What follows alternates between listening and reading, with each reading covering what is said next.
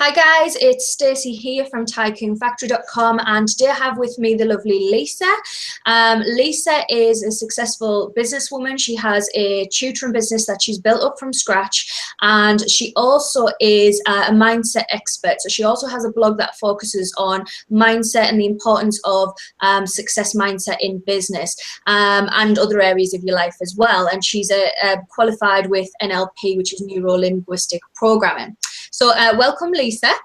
Thank you, Stacey, for having me. How are you doing today? Sorry, can you repeat that, Stacey? I say, how are you doing today? Oh, I'm doing just fine. Thank you so much for having me. It's a pleasure speaking with you today, this morning. Hope you're well too. Yeah, great. Thank you so much for coming on and having a chat with me about this, because this is something that is very kind of it's sort of in my heart, if you like. I think it's a really important topic for any business owner. Like we all know, mindset is such a huge part of business, and so I'm absolutely thrilled to have you on the channel and you know, going through some of your views on this. So just to start, Lisa, can you tell us a little bit about your story and your background? You know, how did you get into business? Definitely, Stacey. So I grew up in a Chinese family. So values like discipline, hard work was really important to me. Academic education was incredibly important in our family. You know, as you can imagine, my parents, they grew up in they didn't grow up in London. They didn't really have much education. So education was really important to us. And so I grew up just really pouring a lot of my energy into my studies. And a lot of what I learned was just, you know, academic from an academic point of view. But what I found, though, was that there was a lack of emphasis on mindset, on, you know, confidence building and things like that. So whilst I was really, really good in my, you know, education and I had really good grades, I found that, you know, I lacked a lot of confidence when I was, you know, maybe interacting with others. And I found this to be a very, very important quality to have. And so what I did is I poured myself into put myself out of my comfort zone, you know, learn a lot from others as well. And I developed myself by reading books, attending seminars. And so I grew a lot in my, you know, in my way. How I got into business was, well, I would describe myself as to be someone that's quite individualistic. So I went through quite a rebellious time in my life when I was about maybe 17, 18. I left home at a very, very young age. And I've lived independently for 10 years. And during this time, I really found myself, I guess, because I grew up in a household where I felt very restricted. And I couldn't really be myself. And so during the last 10 years, I really discovered myself. And the way I ventured out into business was I kind of fell into it, Stacey. I mean, the way I started my tutoring business is when I kind of thought to myself, what value can I give to others? You know, I've always had a passion for education and also developing people as well. And so I wanted to pass on this education to other people, and I found a lot of success through private tutoring. And through private tutoring, I was able to build quite a big network of students. And I developed a really, really strong relationship with the families that I worked with. But what I found was my supply was so limited and my demand was so much greater. And so that's how I developed my tutoring agency. And now I supply lots of different tutors to lots of different students. So I'm able to scale up my business in that way. That's fantastic. And so do you feel like those kind of early life lessons you learned about not having that sort of success mindset and not having the confidence thing, do you find that you now utilize that within your tutoring business when you're working with kind of the children and the students and things? Absolutely. Mindset is so huge, because I find even working with my own personal students, the ones that have done the best and have the most success are the ones who have an abundance of confidence, and they have a very hard work ethic. You know, they're consistent. You know, they have very, very strong values, and you know, they're very. You know, I always think that when a student is is ready, the teacher will appear. So, you know, when the student doesn't have the right mindset, then they won't be successful. They just won't be successful, because there's always going to be challenges. And so if you have a very weak mindset, you're not going to really, you know, have success over the long term. Have you found this in kind of business as well? So obviously that's kind of looking at it from the perspective of your students and having a success mindset when it comes to your students. But have you found that within your own business, how having that success mindset has actually directly impacted the success of your business as well? Absolutely. I always say that a business is an extension of you. And what I found personally is the more I've personally developed, the more my business has developed, because in business, it's never going to be a smooth sailing journey. There's lots of ups and downs, and there's times when you have to adapt, because there's a lot of things that may arise that you may not have either anticipated or have liked to have happened. But when it happens, you're forced to then adapt and kind of realign with what you need to do to be able to take your business not only, you know, not only to overcome the challenges, but to also use that time and opportunity to take it to the next level. So mindset is huge, because, you know, if you are weak-minded, then it will definitely reflect in your results in your business. Yeah, I think it's really interesting as well. And I know that this isn't everybody's bag, but everybody who I coach, I try and get into this sort of success mindset kind of way, because I'm a huge believer in the law of attraction, and you know, I do kind of The Secret and stuff like that. And if anybody hasn't checked out The Secret, then you need to do that.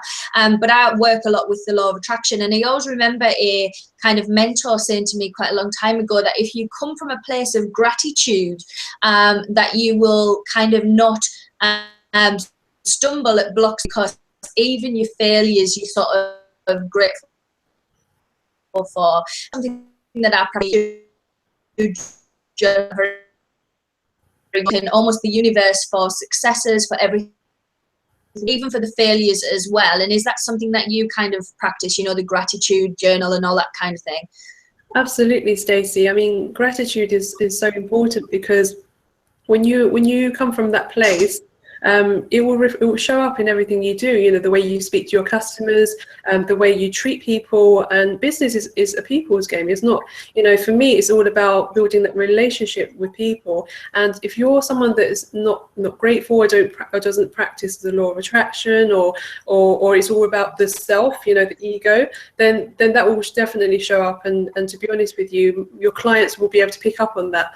And so I think that it's so important to have that that level of consciousness, you know, to be grateful and to practice law of attraction.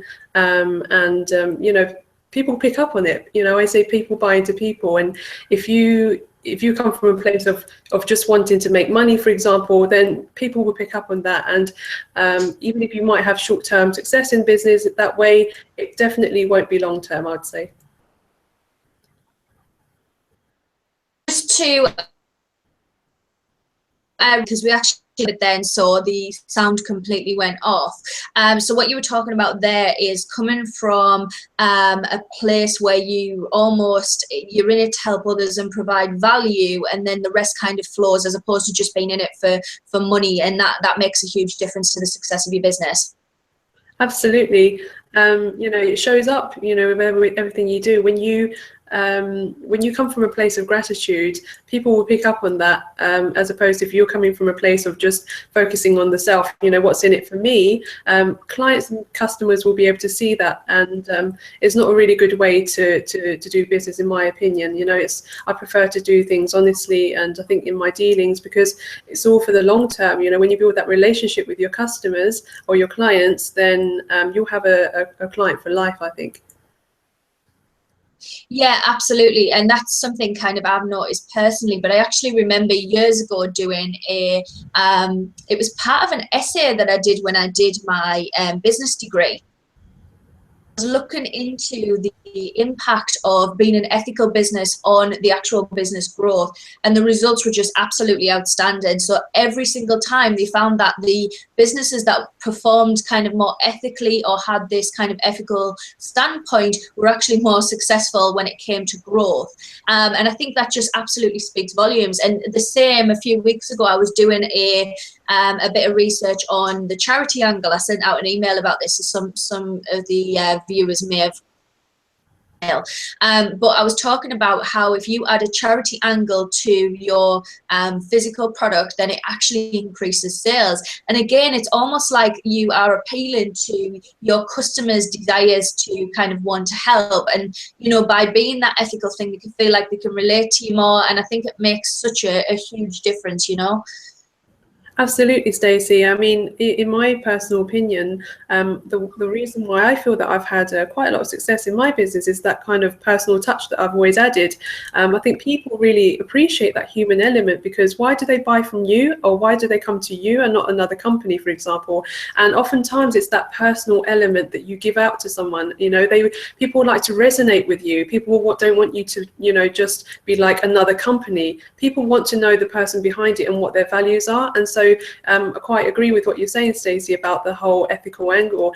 When you come from a place of wanting to help, people can feel that energy, and so I think that's a great idea, and that's something that I really try to adhere to with everything I do. You know, come from a place of wanting to help, and like yourself, Stacey. I mean, you know, you've shown me that yourself by always offering to help me as well. So it works both ways. You know, when you give something to someone, people automatically want to give something back to you almost. So it's a very, very you know, it's a very good way to do business, in my opinion.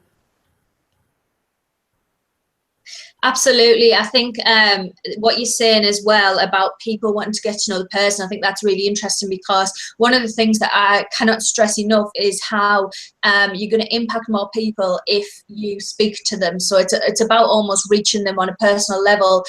People don't want to be a number to a company anymore. You know, they want that kind of personal touch, and it makes such a huge difference. What would be your kind of biggest tips for people to practice the success mindset? What do you think? How would people get started with that if they wanted to sort of go down that route and utilize this in their business? That's a great question, Stacey. I think the most basic first step is actually just to read books, to really understand things from a theoretical level first of all. And I think there's so much wisdom and knowledge you can gather from someone, you know, learning from other people's mistakes, or learning from other people's knowledge, or learning from other people's experiences. So I think starting with a good set of books is great. Books I would recommend, I have so many, Stacey.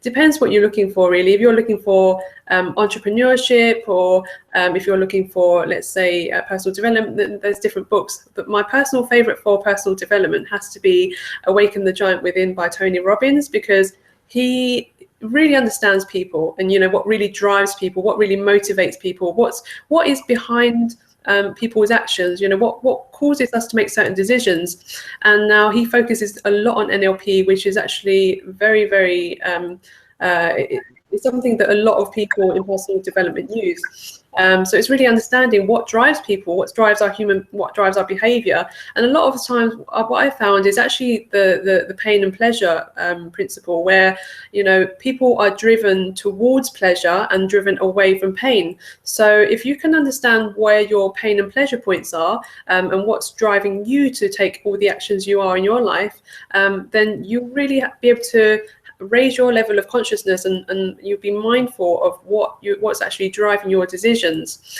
And so that's the book I'd recommend for personal development. For entrepreneurship, I really particularly like The 4-Hour Workweek by Tim Ferriss. So that's a great book for mindset as well, because I really love the idea of leveraging your time and really making the most of your time, and also creating a life of your design. So, you know, that all ties into mindset, because, you know, in order to perform well in business, you need to have a strong mindset. And so the 4-Hour Workweek teaches you how to adopt a really, really good mindset, but also using that to create a life of your design through your business as well. Absolutely. I think I totally agree with what you're saying there, and great suggestions for books. Obviously a huge fan of Tony Robbins, just because of the fact that it's almost like he's very well-rounded, isn't it? So he covers kind of the entrepreneurship, but also the mindset and the positivity and the gratitude, and he goes over all of that, and just the change. My brother actually went to one of his seminars many years ago, and it was the Unleash the Power Within, where you do the fire walk, and he just came back. And I mean, he's generally a very positive, upbeat person anyway, but he just came back absolutely like high as a kite. I can't even explain the change that I've seen in him, sorry. And also my cousin went, who, she bless her, she's not like kind of positive and upbeat all the time, and she came back just totally changed person. And I think that if somebody can inspire that in you, then they're definitely worth following, you know. Absolutely amazing. Yes. And I'm also sorry, I also want to mention as well, on top of the books, because that's only on the theoretical level. I think on the practical level, it's also very important to get coaching of some kind, you know, because it's great that you have, you know, you want to practice something, you know, and really understand it on a theoretical level, but a lot of times we know, we have the knowledge, but we don't know how to implement it. And so I think having a coach, one-to-one, preferably, that can really hold your hand and guide you through the process is the best way forward, you know, to develop a success mindset. I think that you are the company who you surround yourself with. You are the average of the 5 people you spend most of your time with. And so I think that the company you have around you has a big impact on the way you are and your mind. And so I definitely suggest for anyone looking to develop a success mindset to hang around with people that are even more successful than you are. And that way you'll be able to learn so much more, that, you know, you receive so much value from them. But, you know, you pick up things that you wouldn't necessarily pick up on if you were maybe to hang around with people that were not like-minded to yourself, so to speak. So I definitely recommend to be around people and to get coaching for developing a success mindset. Absolutely. And I think what you're saying there about kind of, if you kind of move in certain circles, you know, you kind of start and spend time and learn from and just soak up everything about people who are more successful than you. But also on the other side of that as well is something that I think is really important to point out is that, you know, we can all learn something from everybody. So sometimes, you know, you'll connect with somebody and, you know, you'll be helping them, but then they'll say something that'll really resonate with you and you'll actually pick up something from them as well. And I think it's such a huge it's such a huge thing to be able to help people and then also learn from them at the same time. And I think that everything you do, you know, it helps you develop into a better business person and have that kind of better mindset, and, you know, spending time with just as many people in the field as you can. So whether your niche is in online business or whether your niche is in tutoring, for example, it's almost like spending time with people within your circles is going to help you, because you can always learn something from somebody else or how they do things. Definitely. Yeah. I've definitely found that in myself personally, you know, whatever surrounding I've been in, it's had a huge impact on me, you know, emotionally, mentally. You know, I think that having someone that is encouraging you, being around people that are encouraging, supportive, you know, empowering, it really lifts you up, you know, and it makes a huge difference, because when you're going through certain junctures where you're maybe unsure or uncertain, you know, it's this community, it's this kind of environment that's really going to make a huge difference to how you move forward and how you you know, what path you take going forward. So definitely, Stacey, agree with you on that one. Yeah, it's absolutely fantastic. And I know that, like, I've learned things from, obviously, since we became friends, you know, we've spent time talking about different business aspects and, you know, and working through different things. But I can honestly say that helping you has kind of helped me as well, because there's a lot of things where you've spoke about, particularly when it comes to mindset and stuff, that's really resonated with me. And so, you know, you can learn from everybody, and I think it's really important to be open to that. One thing that I'm kind of obsessed with is learning. So I never stop learning. I'm always reading books, I'm always reading articles, listening to podcasts, and I think that's really important. So obviously your main practical tip was to sort of get in the circles and be around people who are successful, or take coaching, just so that you can almost soak up what they have to teach. As far as other practical tips for success mindset, I would kind of suggest things like gratitude journaling. I can't even speak today. Gratitude journaling, and you know, general trying to be positive and positivity. I think that's a huge thing. So I'm always constantly like, okay, that didn't work out quite as planned, but I'm grateful for that anyway, because it's kind of given me the clearing to the path that I'm actually supposed to be on. And it's almost about being grateful for everything, including your failures. Would you agree with that? Absolutely, Stacey. You know, practicing gratitude, it shapes you as a person. It allows you to see the good in everything. Another thing, in addition to gratitude journaling, I do is I always write down, I always try to anticipate the road ahead. So I write down, because I think that when people start a business, people think, oh, this is a great idea, and I've got this amazing idea, this is going to go so well. But the thing is, not many people seem to like to talk about the risks involved. And I like to do some kind of a risk analysis, and I like to write down, you know, what could potentially go wrong.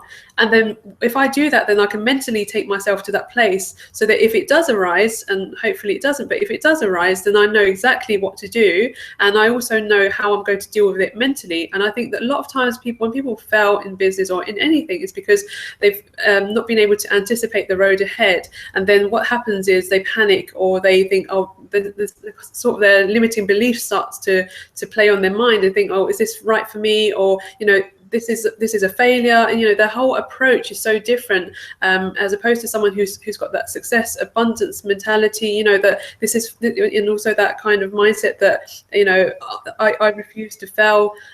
So I think that having that mindset is really important, because otherwise, when challenges do arise, you'll be able to deal with it accordingly. So I like to write down the things that could go wrong. I like to write down the steps on how I'm going to deal with it when it, or if it does arise. I also have to take myself to that place mentally as well, you know, as if it's already happened, so that way I'm protected in my own way. Yeah, and I think it's kind of developing your own system, isn't it? Because that's not something that I do, but actually speaking, it's something I probably should do. I'm kind of very much a, you know, let's try this, we'll push it out there, see what happens. If it doesn't work, it doesn't work. But I think that almost like that planning ahead is such a great idea, and something that I probably need to take on board. So as I was saying before, I've kind of learned something from you today. But I think that that's a really great way to go about things, is not getting to the point where you think, right, this is going to fail, but almost just preparing yourself for if it does, and having a plan in place, like a contingency plan. And it's finding your own system and developing your own system, I think, isn't it, that works for you, because not everybody works in the same way. Definitely. I think it's so important to know yourself. And, you know, I think a lot of times people are not really sure of themselves as such. And what I mean by that is, you know, when people start a business, they think, oh, this is going to go right. But then it really is about you ultimately. You know, your business is an extension of you, and it's a reflection of you. So how you treat people, or how you talk to your customers, or how you plan. Are you an organized person? If you're someone that lacks organization skills, then it's something that maybe you need to work on before starting a business. You know, so it's really important and key, first of all, to know who you are, what your values are, and then align your values with your business and your vision. So would you suggest that anybody who was interested in starting a business but hadn't quite took that leap yet, that their first task is to almost do a little bit of soul searching and identifying their own strengths and weaknesses, so that they can plan accordingly? Absolutely. And I think in business as well, there's three types, you know, of people. There's the entrepreneur who likes to, let's say, delegate things, and that likes to just put people in places and just to oversee the operations. And there's also that the second one is the manager and leader. So if you're someone that has those traits of management and leadership, then perhaps you're more, you know, into that field rather than the entrepreneur aspect. And there's also the artist, the creator. So if you're someone that's very good at, let's say, if you're in the baking niche, if you're a really good baker, but you're not necessarily an entrepreneur, then you should go and find an entrepreneur, and you should just focus on that one thing.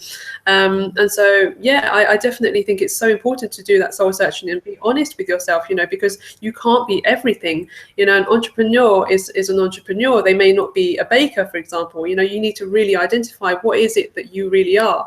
And once you're aware of what it is that you are, what you enjoy doing and passionate doing, then you'll more likely have that longevity and sustainability in business, I think. That if somebody came into business as the baker in that kind of creative role, or do you think that at some point they could develop the skills that they needed to almost step up the ladder to the kind of manager or the entrepreneurial role over time?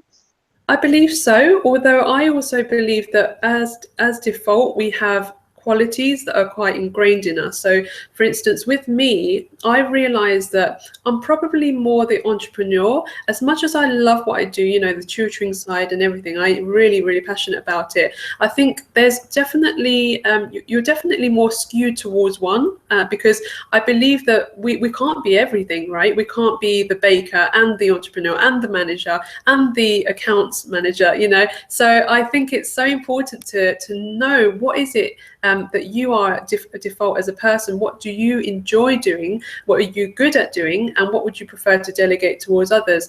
And in response to your question about can you develop the skills? Absolutely, you can. But what I find is even if you do develop the skills, you may not be too passionate about it. So I think it's important to stick to what you're good at, and try not to reinvent the wheel, or try not to be everything and everywhere. I think it's so important to just focus on that one thing that you're really good at. And yes, you can still do the other aspects of your business, but also be honest with yourself that what, I'm not everything. I'm just going to focus on this one thing, and be really good at it and devote all my energy into it, and then maybe focusing on hiring other people that are good in other areas. And that way, what you have is you'll be building a team, and that to me is more valuable than trying to be everything in one. Yeah, I mean, that's something that I kind of constantly reiterate to kind of my followers and subscribers, is that it's impossible to be everywhere. Like people say, oh, well, you want to be on Facebook and Twitter and YouTube and this and the email list. And it's really difficult to kind of keep up with all those platforms. And I know this is kind of a slightly different angle from what you're saying, but it's almost the same thing. It's almost like pick the one that you're passionate about and that you perform the best on. So for example, if you feel that video is your forte, then you may concentrate on YouTube. And the other channels, the other platforms, you wouldn't not do them, but you might kind of try and outsource them a little bit, or you might use the content that you create for your YouTube channel for your other platforms. So you're kind of not trying to do everything, because it's just impossible to kind of wear every single hat in your business. It's just an absolute nightmare. I've been there and I've done it, and it really is difficult. So I think you're right in sticking to kind of where your passion lies, especially because I think when it's a passion, it doesn't feel like a job anymore. And I think that's really important, because as a business owner, you've got ups and downs. There's some weeks where you think, yes, this is flying, this is really working, and then you have other weeks where you think, oh, that didn't go to plan. And sometimes it's really difficult to kind of keep that motivation. And I think if you aren't passionate about what you're doing, then you'll really struggle with that. So it's important to kind of, when you start a business, is to think about where your strengths lie and where your passions are, and something that's going to keep you on track for those days when things aren't going to plan, because they will happen. It's inevitable that it happens in business. Absolutely. And as we were talking about mindset, I think when we become so overwhelmed by doing everything and being everywhere, we're not going to have that long-term vision for our business. We're just thinking short-term, because a lot of times I think, myself previously included, I thought that, yes, I can be everything. Why can't I? I can develop the skills, and it will probably be more cost effective if I just do everything myself. And besides, why would I want to, pass on, something that I've created to someone else? They would never do a better job than I. But actually, I couldn't be more wrong, when I look back, because there are people that are dedicated, or they're more experienced in that field. And I think when you learn to let go to a degree, not only will you feel more mentally more mentally freer, you'll actually be able to then scale up your business and leverage your time better by focusing on that one thing that you're good at. And I think the feeling of overwhelm is a lot of us, business owners or entrepreneurs or business operators have to face, because there's times when it does get really, really difficult and there's a lot of pressure and there's no one really to turn to. Sometimes it's just you and your business. And so I think when you have systems in place, people in the right departments, then you're able to then operate on a much larger scale.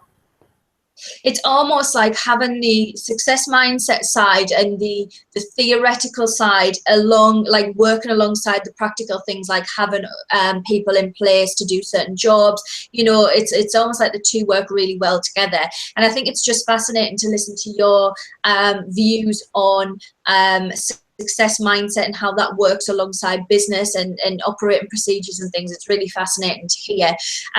Just so that if anybody wants to kind of get in touch or follow you, Lisa, I know that you've got your tutoring website which offers tutoring services, so we'll put a link to that in the description. And you've also got a blog with quite a lot of articles on at the moment that are around these kind of topics, sort of self-development and success mindset. Is that right? That's right. Yeah. So I can be accessed on both channels. With the education agency, if there's anyone that's interested in having any education of any kind on a one-to-one basis, or even online, wherever they are in the world, whether it be business or academics, we cater for education, in all areas. As with mindset, we also offer, coaching, as well as, just content on my blog. So anyone who wants to develop a successful mindset, feel free to check out the blog as well.